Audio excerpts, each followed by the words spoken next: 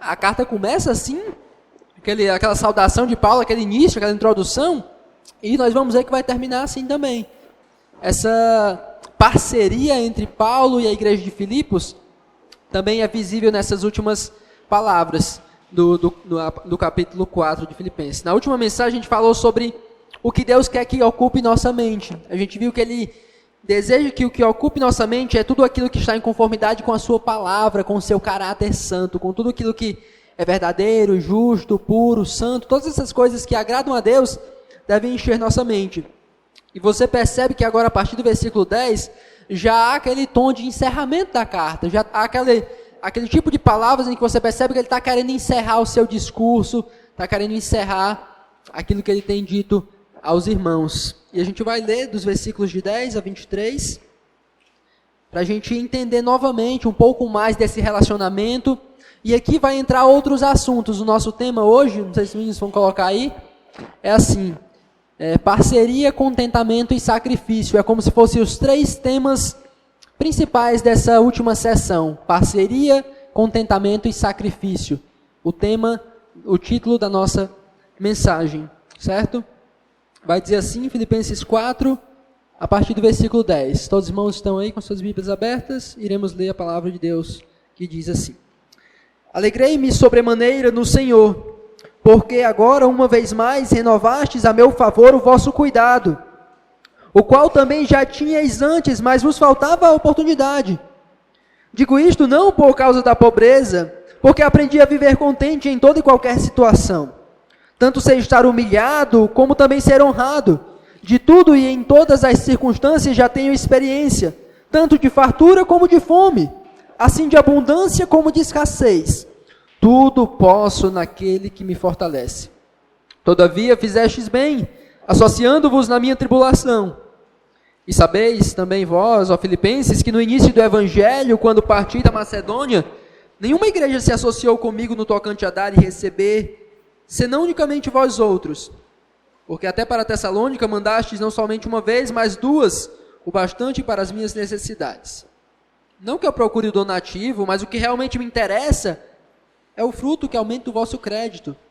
Recebi tudo e tenho abundância. Estou suprido desde que Epafrodito me passou as mãos, o que me veio de vossa parte com um aroma suave, como sacrifício aceitável e aprazível a Deus. E o meu Deus, segundo a sua riqueza em glória, há de suprir em Cristo Jesus cada uma de vossas necessidades. Ora, a nosso Deus e Pai seja a glória pelos séculos dos séculos. Amém. Saudai cada um dos santos em Cristo Jesus. Os irmãos que se acham comigo vos saúdam. Todos os santos vos saúdam, especialmente os da casa de César. A graça do Senhor Jesus Cristo seja com o vosso espírito. Vamos orar. Nosso Deus amado e bendito, rogamos que nessa noite o Senhor fale poderosamente através da Tua palavra. Esteja nos abençoando, nos dirigindo, esclarecendo a Tua verdade ao nosso coração. E tudo que eu diga possa exaltar e glorificar o Teu santo e precioso nome, e que o Teu povo possa acolher com mansidão a Tua palavra. Amém. Essas palavras, como eu disse, você já vai perceber o tom de despedida, a partir do versículo 10, a maneira como ele quer lembrar algumas coisas, e como esses temas que eu falei há pouco se tornam visíveis nessa parte final: parceria, contentamento e sacrifício. Versículo 10, a gente vê novamente uma palavra que é muito frequente na carta de Paulo aos Filipenses. Uma das palavras que sempre aparecem e que teve mensagens que eu trouxe só sobre esse assunto, que é a alegria, né? Ele começa falando: alegrei-me sobremaneira no Senhor. Qual é o motivo de alegria de Paulo dessa vez? Porque agora uma vez mais renovastes a meu favor o vosso cuidado, o qual também já tinhais antes, mas vos faltava a oportunidade. Paulo começa o versículo 10, o tom de despedida, se lembrando de agradecer e de expressar alegria, porque os irmãos, mais uma vez, eles renovaram a meu favor o vosso cuidado. O que é que ele está dizendo com isso? Renovaram a meu favor o vosso cuidado. A gente vai ver mais na frente o que é, mas eu já vou adiantando que essa ideia de renovar o cuidado por Paulo é que eles tinham novamente mandado uma oferta para Paulo. Eu falei isso desde o início da nossa estudo em Filipenses. Epafrodito foi visitar Paulo, certo? Foi cuidar de Paulo, foi levar algumas informações, foi saber como ele estava, porque a igreja se preocupava com Paulo. E nesse envio de Epafrodito, mandaram uma oferta juntamente com o Epafrodito para que ele entregasse a Paulo. E agora Paulo está se alegrando no final da carta, porque ele recebeu essa oferta dos irmãos, e ele entende que essa oferta é uma expressão do amor e do cuidado que eles têm por Paulo. Então ele está dizendo, olha, meus irmãos, estou muito contente, porque vocês renovaram o cuidado, o amor que vocês têm por mim mais uma vez, enviando uma oferta através de Epafrodito. E eu sei que vocês gostariam de ter feito outras vezes, mas vocês não tiveram oportunidade. Então, ele começa a se despedir dos irmãos em um tom de alegria. Eu me alegro, eu estou contente também, porque vocês lançaram uma oferta para mim, mandaram uma oferta para mim, e mais uma vez fazendo isso, mostrando o cuidado, o amor que vocês têm por mim, é um motivo de alegria de Paulo ver isso.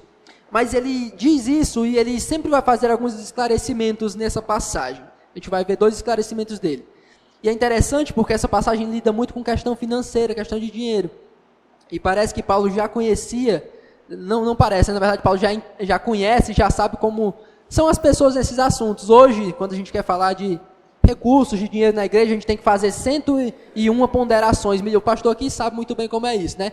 Para falar de dízimo, para falar de assuntos de oferta, de questões financeiras, o cara tem que lançar um alicerce gigantesco, porque esse assunto é muito espinhoso, as pessoas não recebem bem quando as pessoas falam sobre isso. E Paulo vai falar sobre a questão de oferta e ele quer esclarecer algumas coisas também sobre isso. Ele vai explicar no versículo 11, a partir do versículo 11. Digo isso não por causa da pobreza, porque aprendi a viver contente em toda e qualquer situação. Ou seja, ele está dizendo, olha, eu estou dizendo que eu estou alegre da oferta que vocês mandaram, certo, isso é muito bom, vocês renovaram o cuidado que tinham por mim, já tinham me ajudado antes, estão ajudando de novo, e eu deixo claro que eu estou alegre por isso. Mas eu estou dizendo isso não por causa da pobreza, não porque eu estava passando uma necessidade, não é simplesmente por isso. Porque eu aprendi a viver contente em toda e qualquer situação. Ele continua, versículo 12. Tanto sei estar humilhado, como também ser honrado. De tudo e em todas as circunstâncias já tenho experiência, tanto de fartura como de fome, assim de abundância como de escassez. Tudo posso naquele que me fortalece. Então Paulo está falando, olha meus irmãos, estou muito feliz, porque vocês me ajudaram novamente com a oferta, isso é muito bom. Mas eu não estou dizendo isso porque eu estava passando necessidade, desesperado, e vocês me ajudaram, não. Eu aprendi a viver contente em toda e qualquer situação.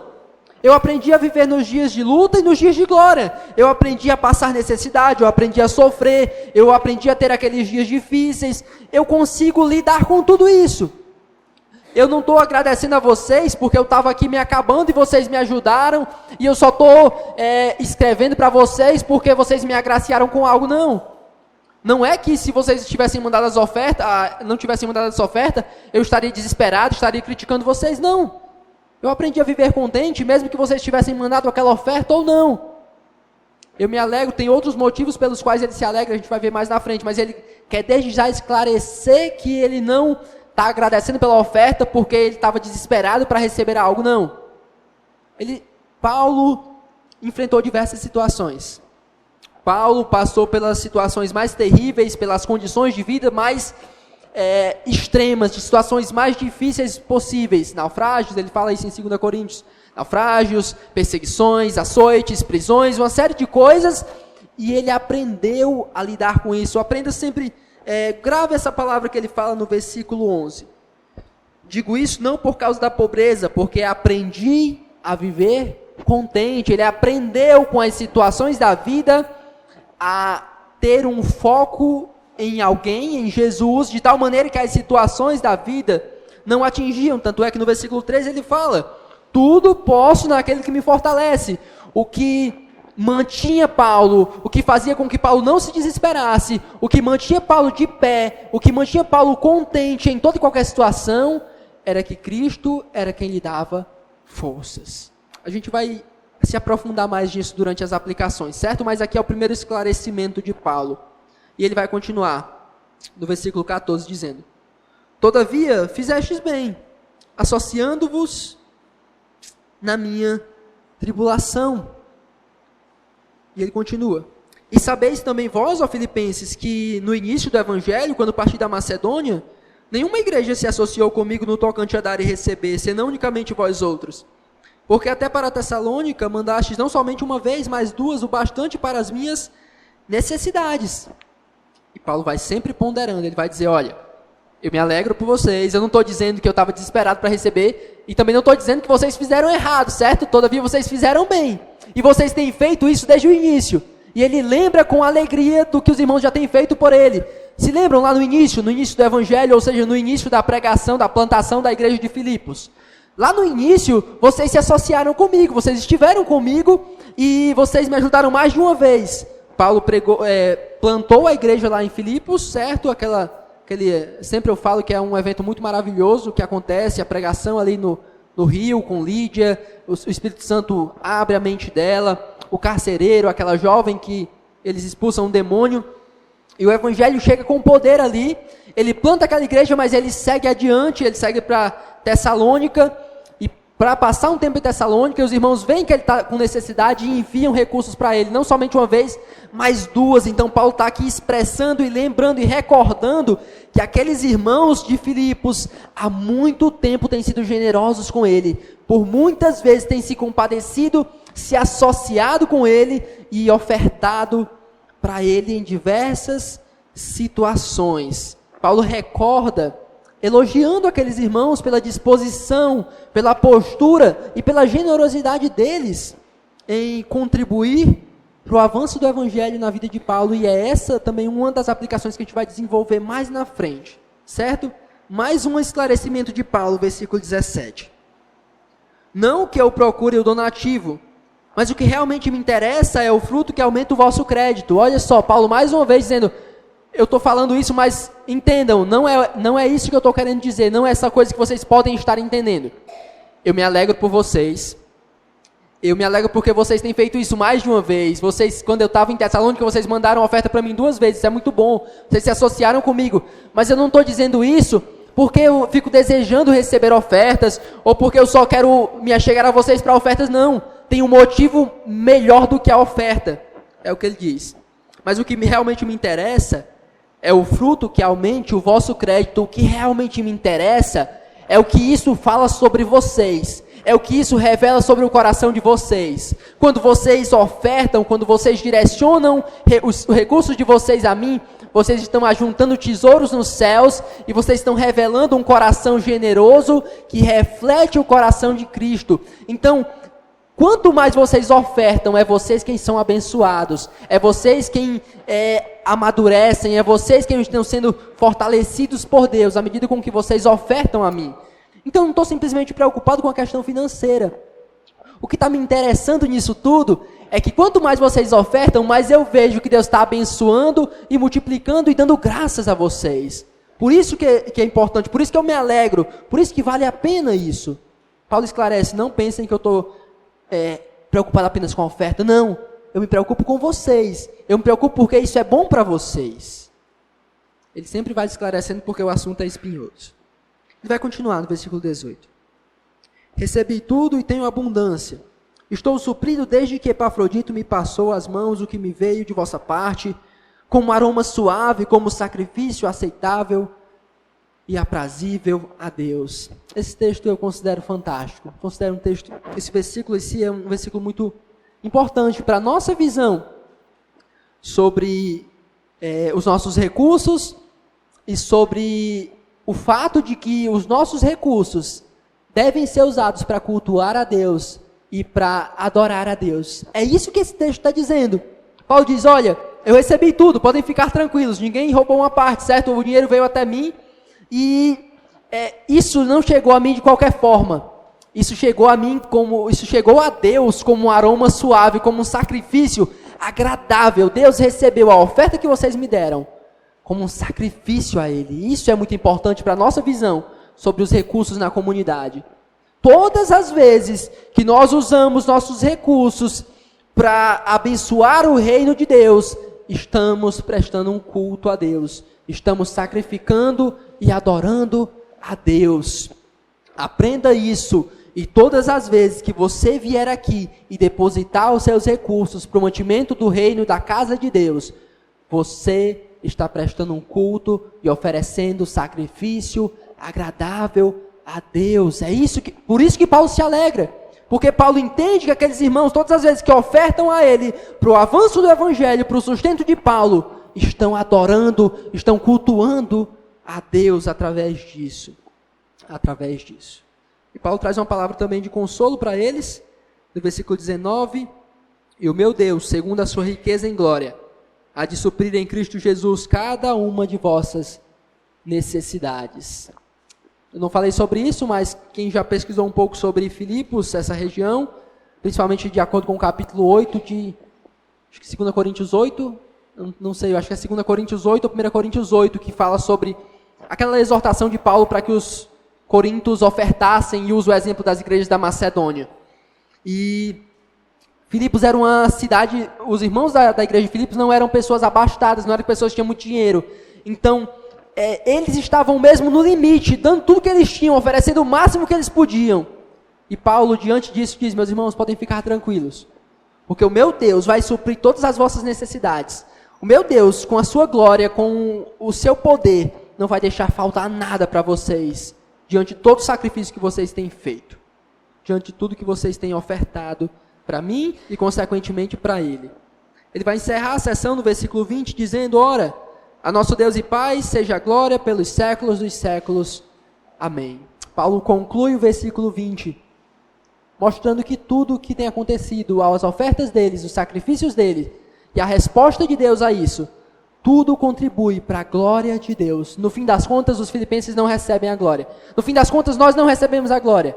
Toda a glória é dada somente a Deus. Depois que eu fizer as aplicações, eu leio a última parte, mas eu quero fazer logo as aplicações diante desse contexto, diante dessa alegria de Paulo, desse contentamento dele, dessa parceria, ele agradecendo aos irmãos pelo que os irmãos têm feito e realmente elogiando e dando glórias a Deus pelo que Deus tem feito através deles. Quero tirar 3 aplicações, esse texto dá para tirar várias, mas eu quero tirar 3 aplicações para a gente concluir, depois eu leio os últimos versículos para a gente encerrar a carta, tá bom? Primeira aplicação. Cristo, ele é suficiente para trazer alegria, satisfação e contentamento para as nossas vidas. Sendo assim, as situações da vida não nos definem, mas o que nos define é quem nós somos em Cristo. Vou repetir. Cristo é suficiente para trazer alegria, satisfação e contentamento para nossas vidas. Sendo assim, as situações da vida não nos definem, mas o que nos define é quem nós somos em Cristo. O que Paulo nos ensina é que nada nesse mundo, nenhuma situação, por mais terrível que seja, vai poder abalar quem nós somos e o que nós temos em Cristo. Ele diz: eu já passei fome, eu já estive em pobreza, eu já estive em escassez e em abundância. Todas essas situações, nada mudaram quem eu sou, porque a minha identidade está em Cristo. Eu tudo posso naquele que me fortalece. As minhas forças não vêm da circunstância, as minhas forças não vêm daquilo que eu tenho, as minhas forças não vêm de acordo com a situação em que eu estou. As minhas forças vêm do Senhor, e se Ele me fortalece, eu posso enfrentar tudo o que vier na minha frente. Por isso esse é um dos textos mais mal interpretados da Bíblia e mais mal usados fora do seu contexto. Porque não está falando de que você pode tudo, de que você vai triunfar, de que você é grandioso, de que há grandes riquezas. Não, pelo contrário, Paulo está preso, os irmãos de Filipos são pobres, eles têm ofertado, se sacrificado, Paulo passou por diversas coisas, já esteve em escassez, ele diz: em tudo isso, eu tudo posso naquele que me fortalece. É isso que significa essa passagem. Você está sofrendo, você tudo pode em Cristo. Você está mal, você está com fome, você está num dia difícil, você tudo pode nessa situação através de Cristo. É Ele quem te fortalece nessa situação. Você está bem, você está em paz, você está em abundância, é por Cristo que te fortalece que você está nisso. Não é que você vai conquistar tudo, não é que é tudo para você, não é que é tudo sobre você, não é que você vai triunfar em tudo, não. É que ainda que as coisas estejam ruins, é que ainda que as coisas estejam difíceis, é Cristo quem te fortalece nessas situações. Você pode suportar tudo isso por quê? Porque é Cristo quem te fortalece. A gente não é definido, a nossa vida não tem sentido só quando as coisas estão indo bem, não só quando as situações estão boas, não só quando o contexto está bom, não. A nossa vida tem sentido por causa de Cristo. Nós podemos suportar o sofrimento que vier por causa de Cristo. A nossa vida vai bem, é por causa de Cristo. A a nossa vida está difícil, nós podemos suportar por causa de Cristo. Ele é suficiente. Está difícil, por que eu vou ter alegria? Por causa de Cristo. Eu estou sofrendo, tá faltando as coisas para mim, por que eu posso me manter contente ainda? Por causa de Cristo. Parece que minha vida está dando tudo errado, como é que eu vou me manter satisfeito? Porque você tem a Cristo, e se você tem a Cristo, isso é suficiente. Ele é suficiente. Nada do que vier a faltar depois pode interferir nisso, no teu contentamento. Você pode descansar, você pode estar tranquilo, você pode não se desesperar, não andar ansioso, mas orar, como ele falou anteriormente, por causa de Cristo. Cristo é tudo para nós.